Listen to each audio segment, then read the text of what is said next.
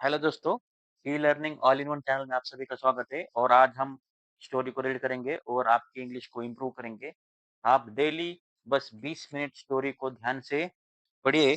आपको मैं पक्का गारंटी देता हूँ, आप 3 महीने के अंदर ही अंदर आपका जो इंग्लिश का रीडिंग है या इंग्लिश सीखने की जो प्रैक्टिस है, वो आप ऑटोमेटिकली ग्रो कर पाओगे।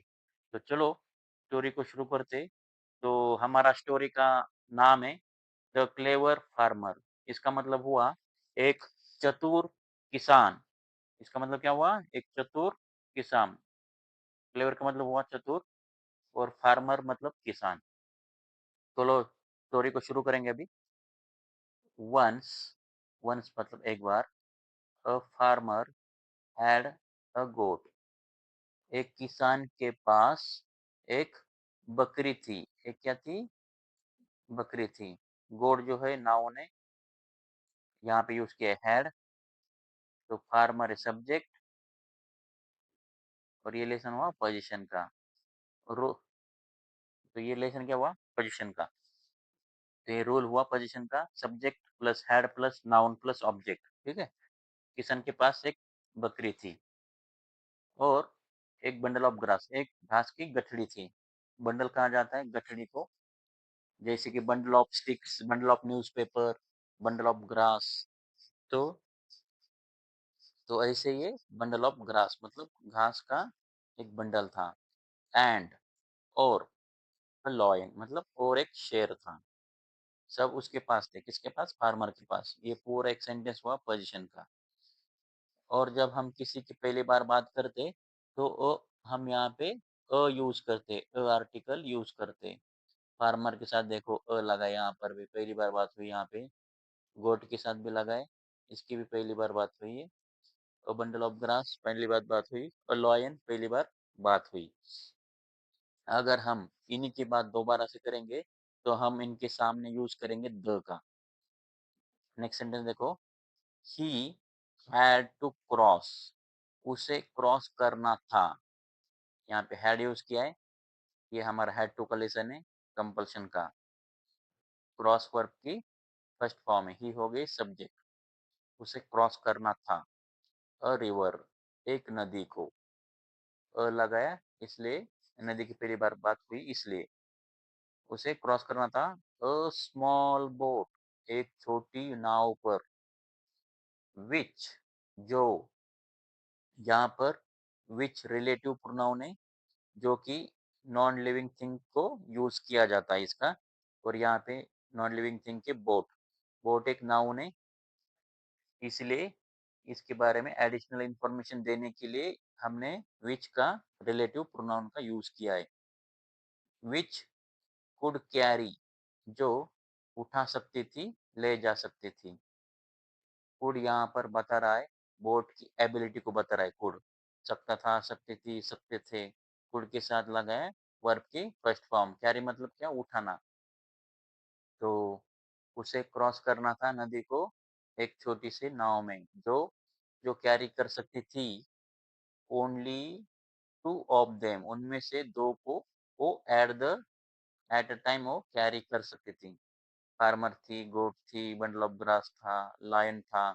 इन चारों में से किसी भी दो को वो कैरी कर सकती थी एट अ टाइम। कौन? बोट। आई होप क्लियर हुआ होगा आपको। तो नेक्स्ट स्टेप देखो, आगे क्या लिखा है। The farmer was in a fix. Farmer fix में था। फिक्स का मतलब क्या आता है? डेलिमा। डेलिमा का क्या होता है? दुविधा, कंफ्यूजन। इन अ फिक्स का मतलब दुविधा में था। किसान क्या था? दुविधा में था। इन अ डेलिमा, इन अ फिक्स। और हम और एक वर्ड लगा सकते हैं, एट सी। जब आप समुद्र के बीचों बीच होते हैं तो आपको कौन सा दिशा में जाना है वो आपको पता नहीं लगता है। चारों दिशा एक जैसी लगती है तो आपको क्या होता है? कंफ्यूजन हो जाता है। ऐसे ही किसान दुविधा में था। इफ, अगर, दुविधा क्या थी? If he takes the lion first, अगर उसने शेर को पहले लेके गया, अगर दूसरी तरफ नदी के, देन फिर क्या होगा? The goat would eat up the grass. वो बकरी क्या खाएगी? ग्रास को पूरा खाएगी। वुड का यूज़ किया है, मतलब यहाँ पे क्या है, कल्पना की जा रही है, फ्यूचर की कल्पना की जा रही है, इसलिए यहाँ पे वुड यूज़ किए जाते हैं इंस्टेड ऑफ विल। अगर वो शेर को पहले लेके जाएगा तो गोट वुड ईट अप, बकरी खा जाएगी। ईट के साथ अप क्यों लगाए? इसका मतलब पूरा का पूरा खाना। का मतलब क्या? किसको खाएगी? द ग्रास को। वो ग्रास को पूरी पूरी खा जाएगी। इन हिज अब्सेंस, उसके अनुपस्थिति में, उसके गैर हाजिरी में। यहाँ पर अब्सेंस मतलब गैर हाजिरी होता है। आप यहाँ पे वुड तो आपको समझ में आया होगा, ईट अप भी समझ में आया होगा, पूरा का पूरा खाना। और ये जो सेंटेंस है, इफ से लेके अब्सेंस तक, ये हमारा कंडीशनल सेंटेंस है। अगर ऐसा होता तो ऐसा हो जाएगा। आगे है, if he takes the grass first, अगर वो पहले घास को लेके जाएगा, the lion would eat up the goat, तो शेर बकरी को खा जाएगा। ये दूसरा सेंटेंस यहाँ से यहाँ तक जो दिख रहा है, ये कॉम्बिनेशन सेंटेंस है। अगर वो ग्रास को लेके जाएगा, ही टेक्स ग्रास, द लॉयन वो would eat up the grass, वो बकरी को पूरा पूरा खा जाएगा। एट लास्ट, आखिरकार, ही फाउंड द, उसे मिल गया, द परफेक्ट सॉल्यूशन, एक बिल्कुल बढ़िया उसको सॉल्यूशन मिल गया। यहाँ पर ही सब्जेक्ट है, फाउंड वर्ब की सेकंड फॉर्म है, बाकी रह गए other words. Past indefinite tense, ये क्या हुआ? Past indefinite tense. He first, he first took the goat, वो पहले ले गया बकरी को।